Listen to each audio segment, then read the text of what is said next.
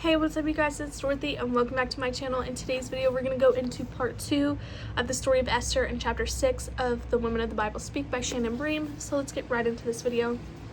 This video may contain sensitive this video is going to contain me talking about the Bible and topics of the Bible. If you do not wish to listen to any of this, you have the right to click off the video now. You have been warned. Mordecai was not intimidated, and he was certainly not impressed by Haman. To be clear, bowing in the Persian context didn't mean a slight tip of the head or a gentle curtsy. No, among Persians, a bow meant your forehead was on the ground. It meant full prostration. It was a gesture also familiar to ancient Jews, but with one difference. That kind of bow was reserved for God alone. Only in the temple and only to God would a Jew make such a gesture of ultimate submission. Haman hated Mordecai because the Jewish man wouldn't show him that kind of deference. So the plot that Haman hatched to exterminate every Jew in the empire had at its root Haman's hatred for Jews and the God they worshipped. Once Haman's plot begins to unfold, Esther's story kicks into overdrive. Haman had cleverly gone to King Xerxes under the guise of rooting out a threat within the region, thereby securing the king's irrevocable backing to unleash a massacre. Then Haman said to King Xerxes, "There is a certain people dispersed among the people in all the provinces of your kingdom who keep themselves separate. Their customs are different from those of other people, and they do not obey the king's laws. It is not the king's best interest to tolerate them. If it pleases the king, let a decree be issued to destroy them." Esther 3:8-9. The king handed over his signet ring and told Haman to carry out the plan. And once it was set in motion, it couldn't be undone. Decrees were translated into multiple languages and spread across the land. Dispatches were sent by couriers to all the king's provinces with the order to destroy, kill, and annihilate all the Jews, young and old, women and children, on a single day. Esther 3:13. When Mordecai heard what amounted to a death sentence for his people, he began grieving and doing so very publicly. Word got back to the queen, and she was in great distress. Esther 4:4. She sent clothes to the man who had taken her into his home as an orphan, but he refused them. She sent one of her royal attendants to find out why he was so troubled, and Mordecai sent back a message with all the chilling details. He also included a desperate request: go into the king's presence and beg for mercy and plead with him for her people. Esther 4:8. How did she respond in that moment? She didn't say, "Don't worry, I've got it handled." She answered in a way that reminds us of Moses saying, "Please send someone else." As many of us do when confronted with seemingly insurmountable obstacles, she explained why she couldn't possibly be the one to carry out the task. As Mordecai was likely well aware, she couldn't simply show up and ask the king for help.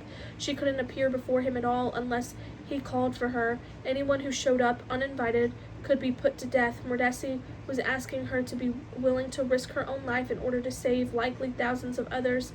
His response to her apprehension was both inspirational and blunt. Do not think that because you are in the king's house, you alone of all Jews will escape. For if you remain silent at this time, relief and deliverance for the Jews will arise from another place. But you and your father's family will perish, and who knows but that you have to come to your royal position for such a time as this. Esther 4:12-14. Mordecai's question, which turned Esther's life upside down, is followed by earth-shaking honesty. Fine, maybe you didn't choose this path, but what if it weren't the king of Persia who chose you, but God himself?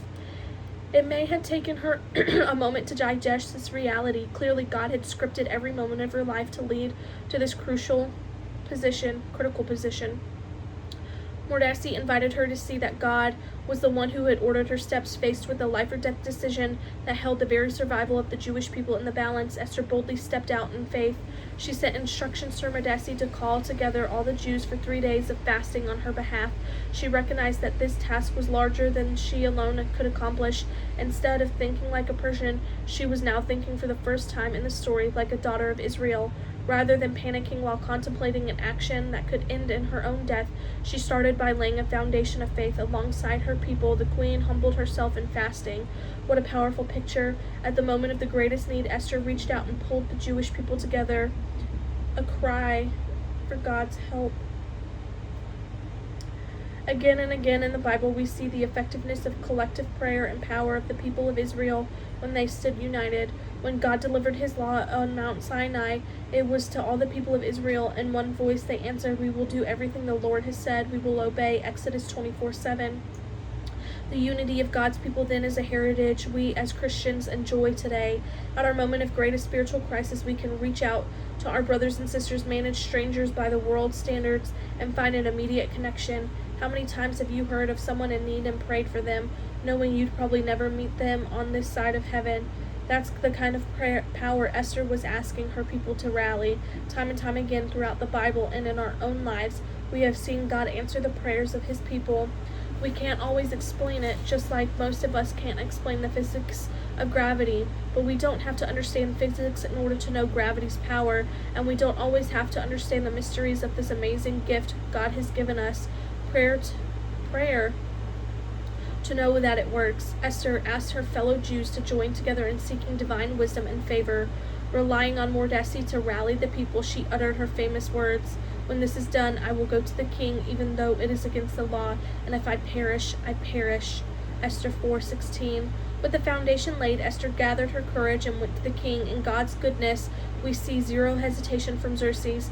He extends his golden scepter to her, and Esther is allowed to approach. The king was gracious to her, clearly eager to hear her request. He promised her anything she wanted, even to half his entire kingdom. Here, the story takes somewhat of an unexpected turn because Esther didn't immediately fall to her knees and beg for her people's lives. Instead, she invited the king to dine with her, but with a very interesting caveat. Haman was invited as well. The element of surprise would be critical in exposing Haman, so why not give him a front row seat? Was she lulling him into a false sense of security, appealing to his pride? If so, she was right on target. At the banquet, Esther again demurred on making her request and promised to reveal it to the king if he and Haman joined her for another banquet the following day. The Bible tells us that Haman went out that day happy and in high spirits, Esther 5:9, but his mood quickly soured when he saw Mordecai, who still refused to bow to him. By the time he got home, Haman was once again focused on topic number one, himself. We're told he boasted to his friends and family about his wealth, about how the king had honored him, about his elevated position and the exclusive invitations from the queen. Then he capped it all off by saying that he got no pleasure from any of it because Mordecai still refused to grovel to him. What advice did he get in response to his complaints? His friends and family told him to have the gallows built 75 feet high and ask the king to hang Mordecai from it. Then go with the king to the banquet and enjoy yourself. Esther 4:14. We're told Haman was delighted by the suggestion and had the structure built. What Haman couldn't know is yet another miraculous moment God scripted into this powerful story. You see, that night, the king couldn't sleep. He asked for a book of records to be brought before him. In the pages, he discovered that Mordecai had once overheard a plot to kill the king and warned the king's officials in advance, likely saving the king's life. When he asked what honor or reward the man had been given, the king was informed that nothing had been done in gratitude to Mordecai. That's just about the time Haman showed up asking the king to hang the man. Instead, the king asked Haman how he could best honor a man publicly. Certain that the king was referring to him, Haman outlined a scenario involving royal robes and a fancy horse, with a prince parading the man through the city, yelling, "This is what is done for the man the king delights to honor." Esther 6:9. And that's exactly what Haman got the king to do for Mordecai.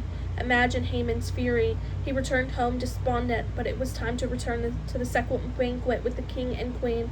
It was during this elaborate feast that the king again asked the queen what she desired and again offered up to half of his kingdom. The time had come, and she laid it out all on the line. Then Queen Esther answered, "If I have found favor with you, your majesty, and if it pleases you, grant me my life. This is my petition, and spare my people. This is my request. For I and my people have been sold to be destroyed, killed, and annihilated. If we had merely been sold as male and female slaves, I would have kept quiet, because no such distress would justify disturbing the king." King Xerxes asked Queen Esther, "Who is he? Where is the man who has dared to do such a thing?" Esther said, "An adversary, an enemy, this vile Haman." Esther 7:3-6. I'm going to leave it off right there. I will see you guys in part 3 of this story because this story is super long.